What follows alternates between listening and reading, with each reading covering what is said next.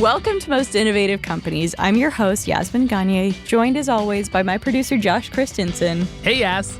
Josh, if you were a creator, like if you were a YouTuber, what would be your shtick? We've had this conversation before, but I do think it changes. I've talked before about cocktail talk, being like a mixologist and That's making the cocktails most millennial thing ever. Oh, Remember yeah. when, like, in the 2000s, I mean, I don't even drink, but you'd be like, I want a Mai Tai or whatever. This guy would spend like 20 minutes doing Just making stuff. a Mai Tai. Yeah, no, that's the kind of thing. But I do like cocktails. I think that's fun. But Okay. I think I'm over that now. I think I would be, I'm a big musical theater nerd, as we've discussed. I'd probably Would make you do like that SNL audition TikTok? No, that TikTok is rough. I hope that guy's doing absolutely okay. would not. That guy got dragged I know. so hard for good reason. I know. Overall, but he was no. just a guy trying. No, I think I would just talk though about like musical theater and theater and stuff that I see. It's like more in like an arts criticism sort of. I'd be an ASMR person. There you go. Also, considering the fact that we are technically creators, We are because we're making content right now. Yeah. What would you do? We have no discernible skills. Anyways, like, rate, and subscribe to Most Innovative Companies. So we have one of the most successful creators of all time on the show today. Mm-hmm. That's Lilly Singh. She started out on YouTube. She had a talk show. She's got a movie coming up. A production company. She's got a doing lots of production stuff. company. So let's get right into it with her. You started off, I mean, you're one of the most famous creators out there. You really did everything yourself at the beginning. Is it easier or harder to be a creator now? Ooh, it's different. I mean, here's the reality is like there's things I loved about creating on my own. For those of you watching, you don't know this, but before you watch this clip, I actually walked into the sound booth and I like tried adjusting the light and I moved the camera and I moved the knob over here and I was like, I'm gonna fix the sound and I'm gonna move the mic so like I have a thorough understanding of every part of the creation process because I did it all myself. I was my own gaffer, my own videographer, my own writer, my own editor, my own everything. And that was very fun, but it was also a lot of stress. And it was a lot of me being good at a lot of things, but excellent at none of them. And now that I create, when I go onto a set, I think I'm actually able to like fully sit in one job and one part of creation because I can fully dive into like my job is now to be this character, to say these lines, to be in this world. I don't have to worry about the lighting and the props and all these other things. It stresses out the control freak in me, but it actually really, really is good for the creator in me. Did it take you a while to be able to just sit in one job? Like when you first moved out of that, I'm doing everything role. Right. Like how long did it take you to adjust? It's a learning process. I still, as you could see when I walked into the sound booth, it is still something that I'm like, even on shows right now, when I'm on set for a show or a movie, I'm like, hey guys, I just want to double check this prop. And the prop guy's like, we got it. Don't worry, we know. And I'm like, right. This is your job. You know more than me. And I just have this compulsion and I feel bad sometimes because I think sometimes it may come across a little bit of like I'm trying to micromanage, but it is because so much of my journey has been me wearing all these hats. But I will say one of the reasons I give myself grace is I've had more than one, I'm going to pat myself on the back for a second. I've had more than one director approach me on a set and say, I've never worked with someone who has such a thorough understanding of editing and what this will look like once it's edited. Because I'm so used to doing everything, I think I am actually better suited to do one job because like I can fully respect what this editor is going to have to do to fix this thing that I just messed up. And I know it's better for me to do it again because I know what that edit feels like. You know what I'm saying? Whereas a lot of talents like, they'll fix it in post. I'm like, I actually know they can't fix this in post. So like I'm editing in my brain as I'm acting. Do you think you could be a TikToker today? Like if you were just up and coming right now? No. I think I would try my darn How's your dance best. skills? I like short form content. Don't get me wrong. Like I love making stuff for Instagram and I love making things for YouTube. TikTok is just a little too short form for me. I respect it in that it's like one joke, whatever, and I think it's really cool and I laugh at a lot of TikToks, but me, myself, I don't know. I really don't know if I'd be able to execute today if I was starting today. Yeah. I'm curious, you obviously started out doing everything on your own.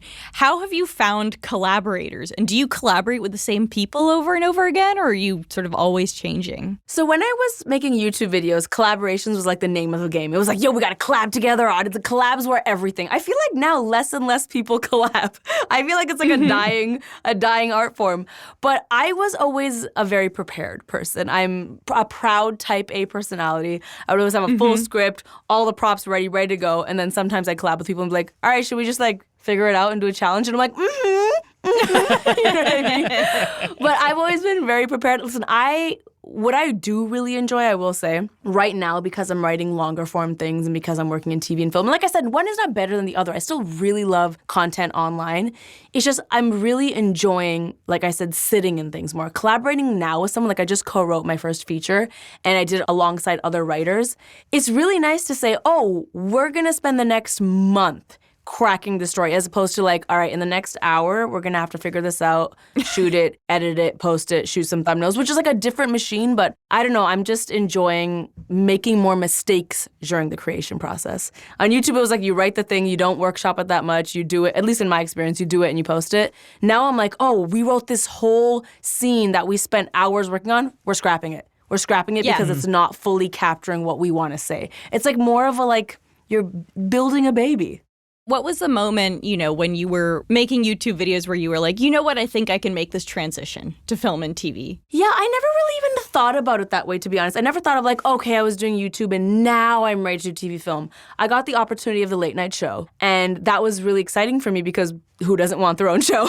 And I stepped into this world, and it was through the late night show that I really learned about, for lack of a better term, traditional media.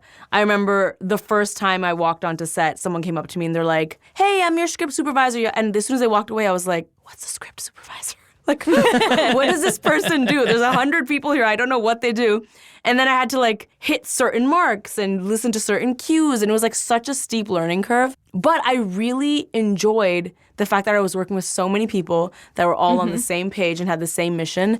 And so I think naturally, as I've progressed in this industry, I've enjoyed being on larger sets. Not to say I don't really enjoy making an IG reel in my house by myself as well, but it's just a different part of my brain, you know?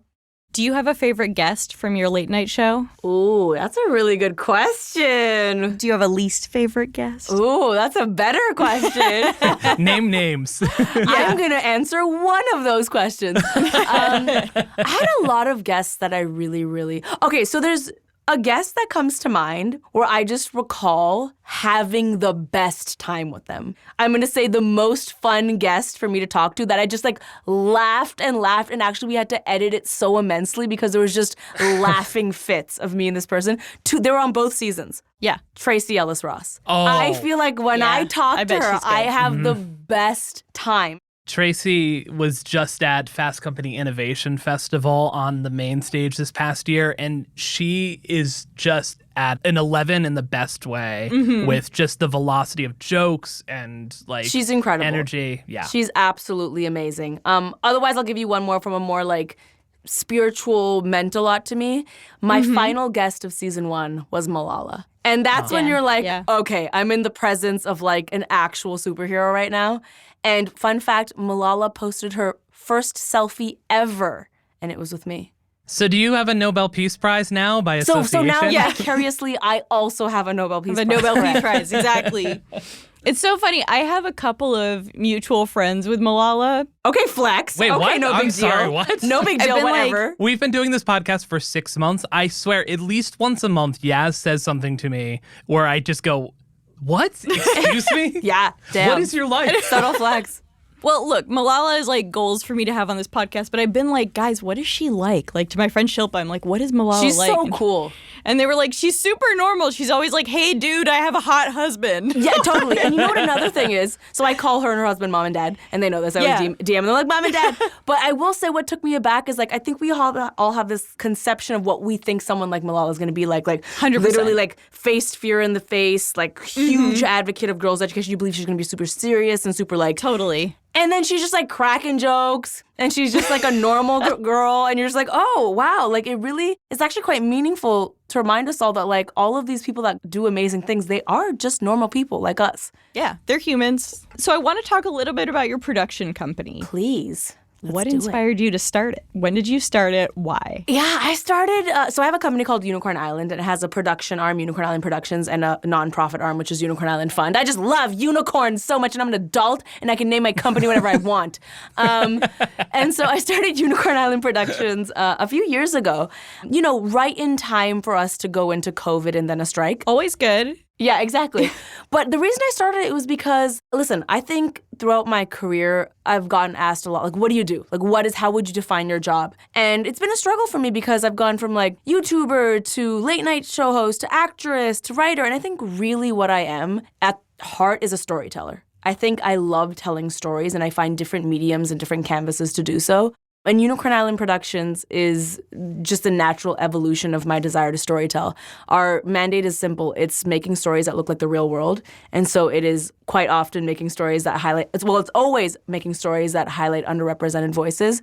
More and more, that's becoming South Asian voices and ensuring that women are at the center of our stories. Well, that's good because I am both of those. Yes, so. Exactly. I'm just trying to make things where I'm like, dude, I wish this existed when I was little. I think it's important that diverse stories are told by diverse people, and I think their experiences should be authentic. So often in the creation, like just to keep it 100 with you, so often in this industry, I have an idea, and then I go into a meeting with 10 other people that perhaps don't have the same life experiences as me or are not from the same culture, and then I get a gang of notes and a gang of ideas, which I respect, but I'm also just like, there needs to be space for people to tell their own stories. And I'm not saying that my production company has now solved that and now I never go into a meeting and I never have to take notes. That's not true. But at least now I can be at the table advocating for why certain stories should be told a certain way. I feel like I have more of a voice now in that process.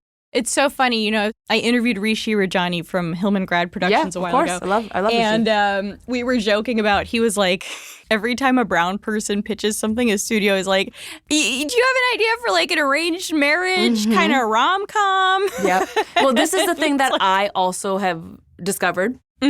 Right now, Hollywood cannot comprehend a South Asian person unless it is through the lens of their parents. And as someone who made content dressing up as my parents, I understand that family is a big, big part of South Asian culture, so I understand that. But I've noticed that every time I'm trying to make a show that's like about siblings or is about just a girl and her relationship or a girl at work, the note is consistently, okay, but what about her family? Like, are her parents there? What do her parents think about this? So I think there's just like, the current struggle is being able to form full South Asian characters that are not tied to this trope of like strict parents. Yeah, I 100% buy that. It's so funny. I remember in college, I was dating this guy, and I'm half white, half Indian and Pakistani. So you were half allowed to date him? Yeah. Yeah, I was half allowed to date him. He was Jewish. I'm Muslim. And I remember he was like, how would your dad feel about this relationship? And I was like, dog, my dad's from Vermont. My dad does not give a fuck about this relationship. Like, what do you think? Like, do you think my parents are like these like strict brown people who are like... But now I also get why people think that, because sometimes it is true. Like, sometimes I'll be like, my parents are so liberal, and then be like, oh, so they let you do X, Y, Z. And I was like, no. No.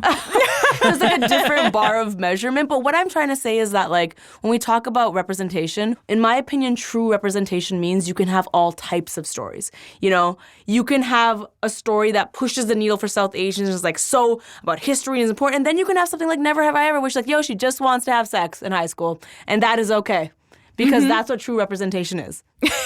And my take on that. I do often joke, though, I'm like, you know how true representation or true equality is when, like, people of color are allowed to fail? And I'm like, when I look at politics, I'm like, we have Nikki Haley, we have Bobby Jindal. Bobby. It's when we're allowed to fail, and it's also when true representation is when someone sitting at home that is South Asian doesn't feel like this show with South Asians has to replicate every life experience they had, and they're okay with that. Because I think right now what's happening is everything that is minority is so heavily scrutinized because every minority group is looking to this one thing or these two things to represent all of us, and that's just never going to happen. I did an interview a couple years ago with a lawyer from the Trans Legal Defense Fund, and he said, he's like, all I want to do is be mediocre in trans. Is that word. Is facts, that so big much facts. to ask? Because you have to be excellent if you're a minority. You have to be excellent. Tell me about some of the projects Unicorn Island is working on. Totally. I mean, we have a slate full of TV, film, all types of things. Actually, one that I'm super, super proud about that just recently released is called The Mindful Adventures of Unicorn Island. There's a kids' animation. Unicorn Island Productions, my company alongside Headspace, actually. And it's so meaningful to me because essentially they're quick 10-minute episodes. And here's the thing, they're for free. They're free, which is wild. We like free. Who doesn't like free? They're for free on YouTube. Each episode teaches kids one mindfulness exercise. And it's kind of like a love letter to younger Lilly because in my adult life, meditation and mindfulness and mental health are so important. But admittedly, when I was younger, I knew nothing about this. Like it was never discussed in school or at home. And I'm just like, if kids could learn how to meditate and regulate their emotions, not even regulate, just like know that feeling things is okay and how to deal with that and how to reconcile that, that would be amazing. It's basically a young Lilly learns how to meditate and through meditation gets transported into the magical world of Unicorn Island where she has all these imaginary friends and together they have to solve a problem with one mindfulness exercise. And it's like something I'm really, really proud of because when we think about creating content, let's be real, there's a lot of crap out there. There's a lot of stuff. These a lot days, of bad content out there. You watch a show and you talk to someone else and they've never even heard of the show. There's just so much stuff out there. And I'm like, if I'm going to create something, let it be intentional. Let it be for a reason. Let it be something that I think the world needs and can benefit from. And when I think about that, I think this show is a perfect example where it's like so many parents have messaged me being like, my child is obsessed with just like deep breathing now or like is obsessed with leading meditations with the family now, which is really, really cool. And the cast is majority South Asian, which is super cool because the show looks like the real world. It's a super diverse cast. Kal Penn's in it, Padma Lakshmi's in it, Utkarsh Ambadkar's in it. So I'm really proud of it. You got all the brothers and sisters. I called them all up and I said, you don't have a choice. You don't have a choice. You had the family WhatsApp going. Yes, exactly. Hit him in the WhatsApps. I'm curious how you sort of spot and cultivate new talent. That's a great question. I am and I'm just going to keep this 100 with you because I don't know how to be any other way. It is always my mission to try my best to make sure diverse voices are part of every project we do. Because of what I said, I want to make sure they're helming the creativity of these projects. Sometimes that's easy, and sometimes it's very, very hard. And it's because of this idea that to be a showrunner, to be on this show, for someone, XYZ streamer, to buy this show, you need someone experienced at the helm. It is very hard to find very experienced, diverse people sometimes. Not always, but sometimes. And it's because of this idea of like, it's called like a prove it again bias. It happens with men and women in gender inequality studies as well. But this idea that certain groups of people have to prove themselves, whereas other groups of people get the benefit of the doubt.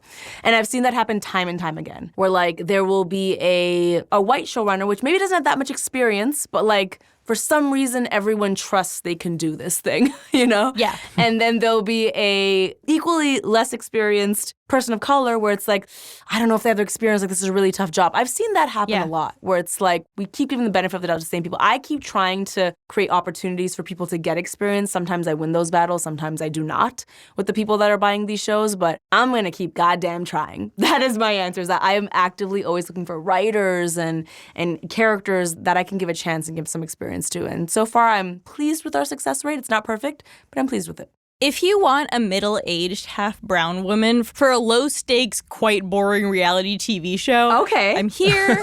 Wow. I mean, hey. That is a very specific project. There's that an sounds audience like a pitch. for everything. There's an audience for everything. Do you want something? I think there needs to be a category of shows on a streaming service that just says shows that are good to watch while you're looking at your phone. Yeah. That actually would be really good.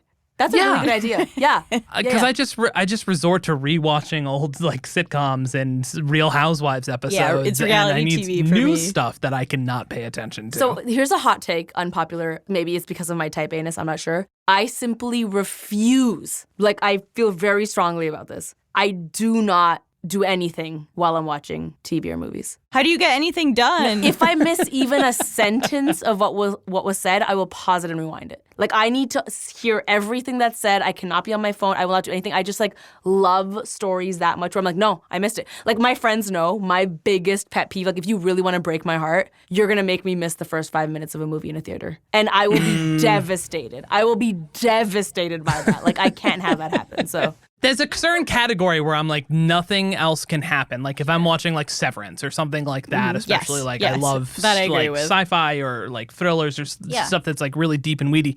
do not talk, do not say anything. But this is why we need a category of shows that you don't have to pay attention to. Floribama Shore. I used to have Game of Thrones parties, and the one rule was you cannot speak during the episode. Talk. And people thought I was joking, and they found out the hard way. I was like, you cannot speak during the episode.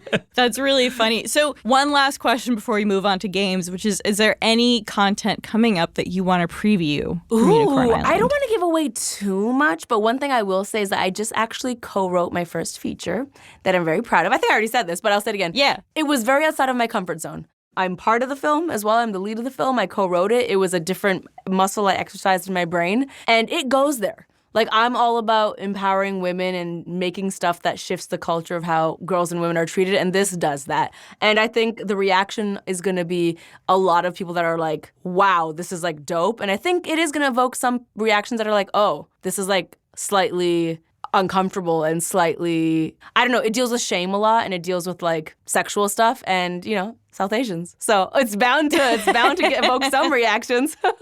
I like that. Shame, sex, and South Asians. Yeah, there it is. It's going to be my autobiography.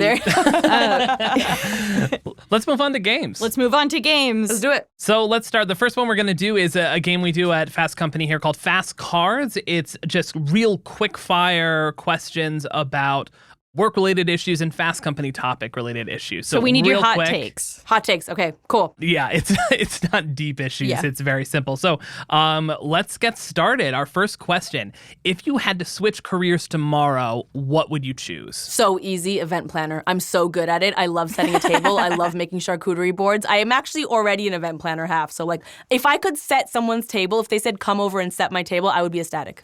You would Uber? You would I would. Uber X? Correct. At what price point of an Uber would you Let me not just say go this. set If a someone table? said, I need you to make me a charcuterie board, I would pay them to do it. I mean, that's not usually the way event planning works. You should get paid for that. And those are so expensive. Maybe it's good you're doing what you're doing. Cheese is expensive. This is an investment. These are investments. You want to get a here. camembert? And I wouldn't just bring basic honey. I would bring honeycomb. Like, I'm going to go in. I'm going to go in on this. Yeah. Okay. You don't do anything by half measure. Correct. I'm for that. That goes with the type A personality. Yeah, for sure. I feel like a charcuterie board is the it is the go-to type A person. Oh, really? Like, Is it? That makes a lot of sense. Can I That makes be a lot of honest? sense. I feel like charcuterie boards are white people shit. I'm really not into them. This is the hottest take we've heard. I'm going to change Now your I'm mind. really self-conscious because I Maybe love the charcuterie ones boards. you have had, but I'm telling you, there's a way to make them a little pop and a little spice, a little something. Okay, I feel like I know so many white girls who are like, oh yeah, I made a little charcuterie board for myself for dinner. I'm like, girl, that is not a wait dinner. for dinner. What are you- Okay, that's yeah. weird. I don't need it for dinner. Girl dinner, that's Girl the dinner. trend. Yeah, Girl if dinner. we did that. Let's go to next question. In 2023, work-life balance, has that been a myth or a reality for you? Sometimes. Here's my honest answer is I think people have a skewed perception of what work-life balance is. I think people think that means every day you do 50% work and 50% other stuff, and I don't think that's true. I think work-life balance comes in seasons. That means, like, you work really hard for the week and maybe you go off on the weekend. I got to shoot a show for a month. I'm going to work so hard on the month, and then I'm going to go on vacation for a week. I think it comes in seasons, and I think there's this little bit of, like, delusion that it can happen every single day. Personally, for me, it cannot happen every single day. No, I think that's absolutely right. I'm with you. Well, actually, it's just a myth for me, but that's fine. Yeah. I mean, we're journalists. We run on cigarettes and whiskey. I think some people are on their high horse a little bit when they, like, see my career. They're like, oh my God, you must be so unhealthy if you work this many days. I'm like, yes, when I'm shooting a show, it is 15 hours a day. I wake up really early. I come home. I eat. I take a shower. I go to sleep. That is the nature of my job. Like, every industry is different. To have this one idea of what work-life balance looks like and then apply it to every industry is just not realistic. And it's different for every person. Totally. Yeah. Next question. So Shein, the fast fashion company, has been in the news a lot. We did an episode last week on it. So this question, very simple. Sustainable fashion, important or not? Of course important. Anything sustainable is important. I think we need to stop being, like, naive to the fact that the world is on fire. Like, it's very clearly on fire. There's a lot of issues, in fact, climate, gender inequality, all these things. It's like, now is the time, folks, to start to, actually, no. Years ago was the time to start taking these things seriously. Right. Yeah, I was going to say circa 1970. Right. It is absolutely important. Next question. What's your pump-up song before a big meeting or shoot? I'll throw that in there too. Okay, I'll give you one better. I have a song, a go-to song. Anytime I am tired, I'm feeling like I don't have energy, if I want a song that just makes me happy without fail, and just sing and dance and be energized, it's always one song. It is Down by Jay Sean.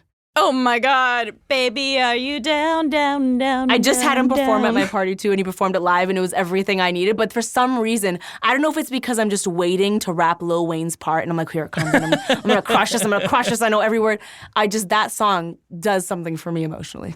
I love What that. is he doing now? That song is old. He's singing. He actually has a new album coming out.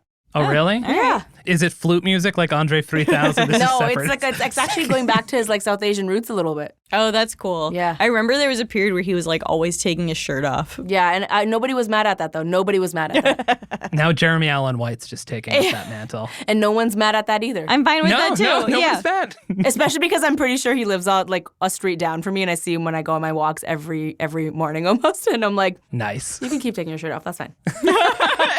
Do you walk by him and you're like, I love you? There's been like multiple occasions where I'm like, oh, there's Jeremy again. There's Jeremy again. Yeah, you could have been his new girlfriend, but Damn oh it. well. What's the best piece of advice you received this year? Okay, I will quote my therapist like I often do. My therapist and I are working on a theme for this year, and it is simple. It is just learning how to surrender and understanding that to surrender is not the same as giving up. In my brain, they were exactly the same, but they're not. One is about acceptance, and one is about just giving up. And I'm learning to accept and surrender.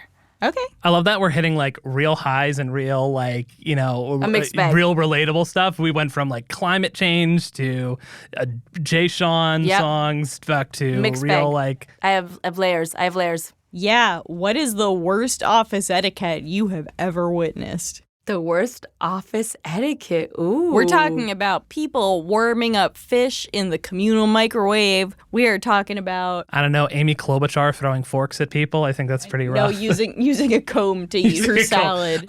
Yeah, that's right. I don't know if this counts, but when I lived in Toronto still, one of my jobs was, quite possibly one of the worst jobs you could have. It was, and shout out to anyone that has this job because I know it's very tough. I worked at a call center for a collections agency. So I would call people to be like, you owe money. No one wants this phone call. No one is nice to this person that calls. But our boss was very verbally abusive. He would do this thing where if he was in a bad mood, he would walk onto the floor and he'd be like, everybody put your phones on mute. And we'd have to like put people on hold and whatever. And he would just yell at us for like 2 minutes. He'd be like, you guys are useless. You guys are wasting my money. And he'd be like going in deep for like 2 minutes a day. We'd go through this like verbal abuse by this boss. And then he'd be like, all right, resume your calls. And then I'd be like, sorry for putting you on hold. Yes, so your credit card information. Like it was weird. It was deranged. Productive king. Yeah. Let's move on to some would you rathers. Yikes, this is a dark one. Would you rather be on the Titan submersible or would you rather be locked inside a self-driving car? You two are deranged and dark. These are listen. All jokes aside, I had nightmares about the Titan submersible. I was like, that I can't Yeah. even imagine. Even yeah. best case scenario being on that thing, I cannot imagine. So I'm going to have to go self-driving car. I think I'm with you. Yeah. I think I'm with you. Also, Yeah. drowning seems bad. Oh God, horrible. Anyway, now, Lily, we have come up with some hypothetical scenarios based on current events from this year. Okay. And we'd love to get your take on the following. Okay. So this year, Montana, the state, banned TikTok. If you could ban one app in one state or country, what would it be, where, and why? I think it's already kind of happened, which I'm thrilled about. But I hate Twitter. I always hated Twitter. That's already kind of been changed now. It's now Why X, have you but always hated Twitter? I think it is the meanest hellscape of a place that exists on the internet. There is no accountability. Does it make you feel worse than Instagram? Because to Oh me, my God, yes. Instagram makes me feel terrible. No, let me tell you why. Twitter was based on mob mentality. To know that you could trend dragging someone is like not good for humanity. That you could literally see someone suffering and be like, I'm gonna jump on this bandwagon. That no other social platform really has that ability to be like, we're all gonna drag this one person. Look, their name's at the top of your screen. Join us and drag. And I just feel like there's such a lack of accountability on Twitter because you don't need to have a picture. You just kind of say something, you disappear. There's no conversation. I hated Twitter. So I would say Twitter, America, it's already kind of happening. Have you ever been dragged? Oh, Have I? I think you mean how many times have I been tracked? How did you deal with it? I cried, and I go to would do lots the of same. therapy. But also, I stopped using Twitter like years ago. I've been on Twitter for like Yeah. 4 years or something like that. What's your platform of choice? I do like Instagram the best. You're a millennial. Yeah. Same here. Same here. Yeah. Yeah, Instagram's kind of the go-to now. I try not to do Twitter anymore. None of them are my absolute favorite things. None of them are particularly healthy, but if I had to choose one, it would be Instagram. Speaking of things I personally want to stay away from, I want to zip through a few fashion trends that have returned or are returning from the aughts. And I want to get your take on basically love it or leave it. Trucker hats. I like them. Really? Yeah. Okay. I love hats in general. It means I don't have to do my hair. That's fair. That's a good point. Body jewelry. I have a belly button ring, so I feel like I'm biased. I feel like to each their own. I'm not mad at that. I thought about getting a belly button ring on my 30th birthday, and I was like, actually, That's so a weird sad. birthday to get a belly It's button very ring sad. on, Yeah, but I it's too support you. old. It's actually right when you're Yeah, I say go for it. Do you. Embrace it, baby. capri pants. That's going to be a hard no for me. That's a hard no for me. The length is just awkward, and I have ashy ankles, and it's a whole thing. I too have ashy ankles. Wearing a tie with a t-shirt. I'm going to say no to that one. That one's giving unnecessary. I feel like you should just pick one of the other, casual or formal. Yeah, but what if you're wearing a photographer's vest on top of that as well? Ooh, and a fedora? Then that changes things. So actually, this is where I was going with this. What about structured vests? Do you remember a point in the 2000s when we were all wearing like slutty office wear to the club? Yes, I love a structured vest. I'm not mad at a structured vest. I love those. Dresses over jeans. Absolutely not. That needs to never come back again. Is that back? Don't tell me that's back. It's back, It's yeah. bubbling up. It's bubbling up. Oh my God, no. That's a hard no. Cargo pants. I own cargo pants, so that's a yes for me. Remember the cargo pants that there was like a zipper at the knee so you could turn them into shorts? Oh, yeah. And those were amazing. Multifunctional. Who doesn't like that? I get hot very easily during the day, so those were ideal for me. I remember like going to visit my grandparents and being at the airport and being like, Mom, I don't need a carry-on. And like loading up my cargo pants with like my CD player or whatever. Oh, that was great. Yeah, you did need cargo pants to hold that Discman. Yeah, facts. My last one, and I find this, I can't figure out where I land on this, low-rise jeans. I have never felt more strongly about saying hell no. I don't know why low-rise jeans exist. They need to never come back. They were the bane of my existence. Nobody likes the way they feel. That needs to die forever. And Die when you forever. sit down and the sort of paranoia you feel when you 100%. sit down in What low-rise are you accomplishing jeans. from nothing good comes of low-rise jeans. Nothing. So rather than keeping tabs this week, we're going to do something different, which is now that Lily's gone, I'm just going to play some games with Josh. Yeah, end of 2023. End of 2023. We're getting to the holidays and we all need a break. So I'm here to ask you this. Which reality TV show should George Santos appear on now? Oh, Are we there's talking- so many good ideas. I mean, there's an obvious one that's kind of like chalk. It's Celebrity Big Brother. That seems like Yeah. the most chalk answer. I personally think he would be best suited for the Peacock reality TV show called Traitors.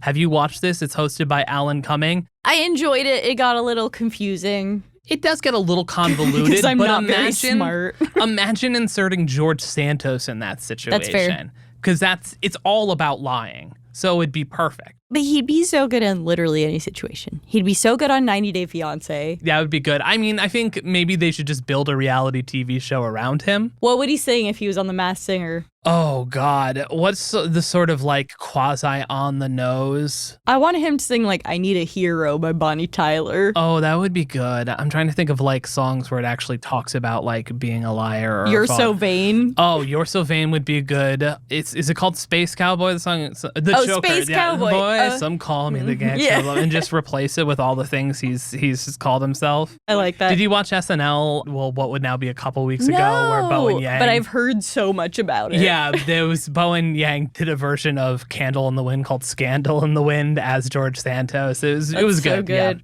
He wouldn't last on Survivor, but his time on screen would be memorable. Well, that's exactly why, like, Big Brother is the kind of, like, go-to thing. I would personally, if they ever bring back Super Secret Celebrity Drag Race, you could do that one, although I don't think RuPaul would ever let George Santos onto his set. I don't know. RuPaul supports fracking, famously, so... That's true. He's kind of a mystery. So Drag Race is an option, especially if you want to some stunt casting could spice up that series. Bring him right to All-Stars. And let's be real, he'd be so good on any Housewife franchise. Any Housewife franchise would be great as like a friend of the franchise. So it's just like he can float in and out. Because I feel like too much George Santos might get annoying. But if he just shows up and throws drinks on people, just amazing. The most ideal Housewives franchise he could end up on. I mean, obviously he's from New York, but he wouldn't fit in with this New York cast. No. They're too Being a friend of accomplished. Ramona Singer, though, would actually be on brand. Like that would make a lot be of sense. OG New York Housewives cast would be the go-to one. Okay, now we're moving on to another game. It's a quick fire round. Woo! And I want to ask you who would win in a fight in each of these scenarios. Okay? Is this... Oh, I know what this is inspired by. Musk versus Zuck. Oh, it's Zuckerberg, hands down. Have you seen either of those two? Like, Zuck's, like, low-key yoked. I feel like Musk would fight dirty, though. Do you think Zuck wouldn't? You know that scene in Gladiator? Do you see what Zuck did to the Winklevoss twins? You don't think he would fight dirty? It's true. No, he totally would. But do you remember that scene in Gladiator where Joaquin Phoenix, like, stabs Russell Crowe before he comes on? I feel like that would happen. That does make sense. That would be there. Okay, Grimace versus Gritty. Gritty, I mean, you want to talk about, like, fighting dirty. That man, I don't know if it's a gendered, but that... Gritty has the spirit of Eagles fans in him. He has the spirit of Philly people. The Philly brother. Unless Grimace would have to be crafty and somehow trick Gritty into drinking the Grimace shake in order to poison him. Gritty is not that smart. But Gritty's a brawler. Like, not a lot of intellect. We should have a proxy fight where you're Grimace and Philly native Max Uffberg is Gritty in the office. If we can get the costumes, I would do it. Okay, Robert De Niro versus Al Pacino. Is it young Robert De Niro? Al Pacino? Young. Ooh, young. Al Pacino. Listen. No. De Niro is strong. De Niro is... like Raging Bull strong. Yeah. Al Pacino's crazy, though. Al Pacino is crazy. That's the art. Starts to hoo-ah! You're like, ah!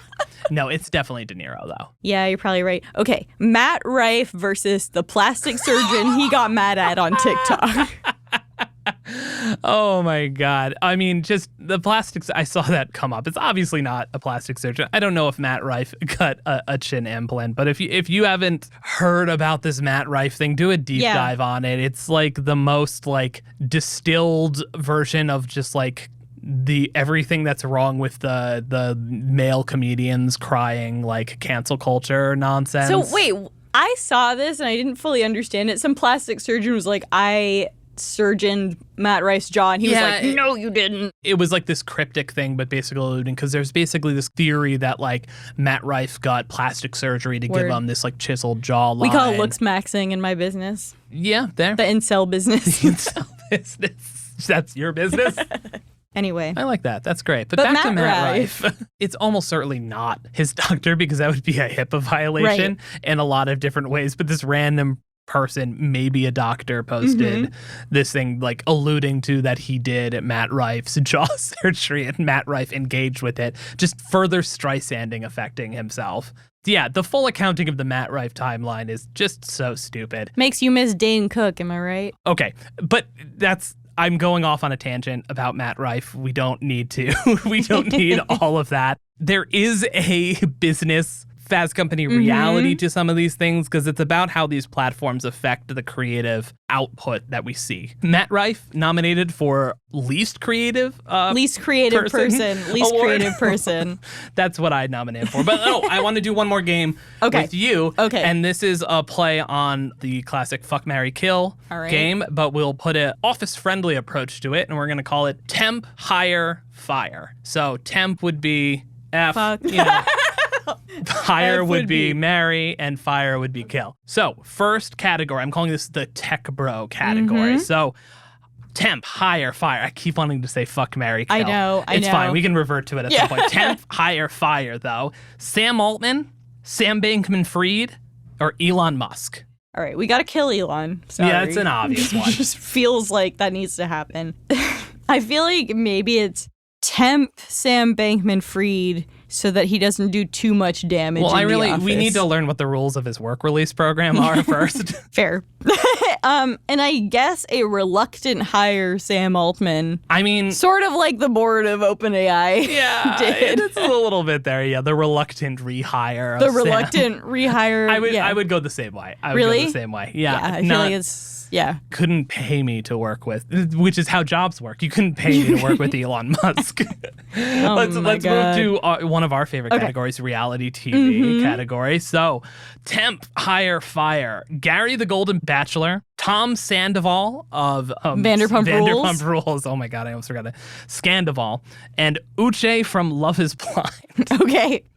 I'm going to hire Gary the Golden Bachelor because I believe in hiring older people. Also, if you need a hot tub installed. He seems pretty, that new Hollywood Reporter expose about him basically just implied that he's broke as shit. I still like him. So we're hiring him because we know he needs the money. Gary needs money. We'll hire you, Gary.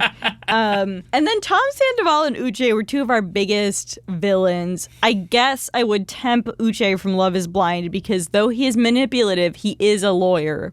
So that's true, yeah. He has some amount of competence. Tom Sandoval, just off-putting presence overall. Yeah, that's not our guy. That's a hard fire. We're gonna move on. It's a no for me, dog.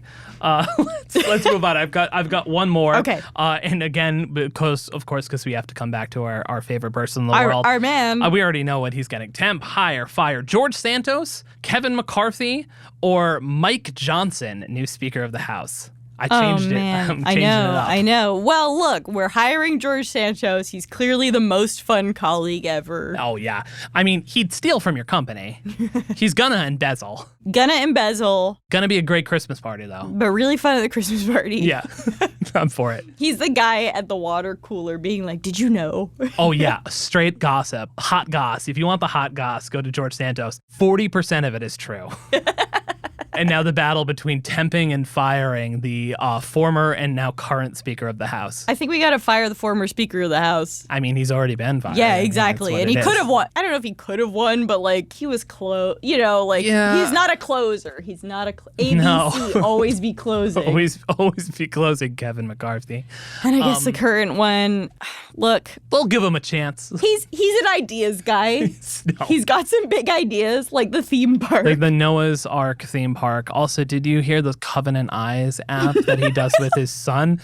Do you know this? No. It's an app that on your phone that monitors your browsing history. Mm-hmm. And you have a partner in it for accountability. So him and his son are their accountability buddies. They're watching porn together. That's what yeah, it's exactly it. It basically tells the other person if you've been, watching porn or on other scandalous sites. Why do you need an accountability buddy for that? I don't know. But if you're going to pick someone, maybe not a blood relative.